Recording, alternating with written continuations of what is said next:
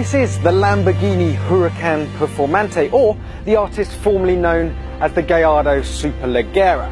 It's what happens when you put a Huracan in a cage, feed it raw meat, and then poke it with a pointy stick. So, faster, harder, more hardcore, more track focused. This is Lamborghini's answer to the Porsche 911 GT3.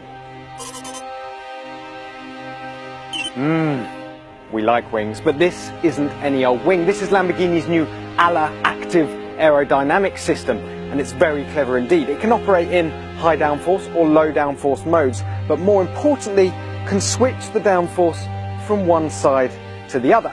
Basically, you've got two air boxes here. That feeds air in along these channels, up the uprights, and out through slits in the bottom of the wing. But there's flaps there.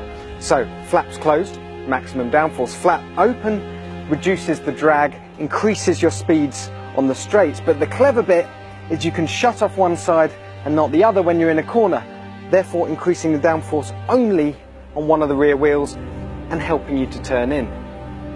Genius. I thought you were never going to ask. First things first, let's find out what a very angry Italian V10 and 631 horsepower actually sounds like.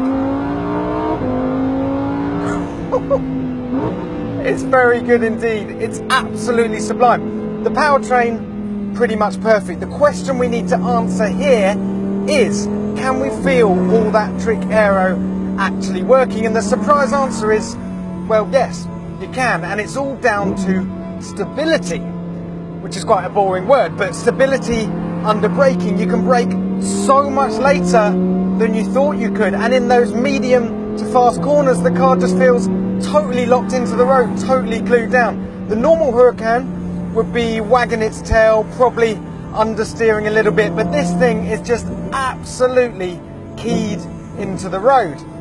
Of course, if you want to be silly and turn everything off, then yeah, you can be silly. But that's just not what this car's about. This car is about grip. Suddenly, that Nürburgring lap record is starting to make sense.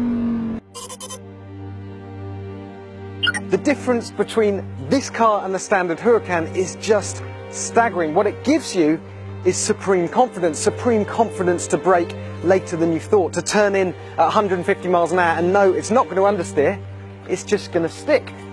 Of course, it still does all the Lamborghini things. It's loud, it's brash, it's outlandish.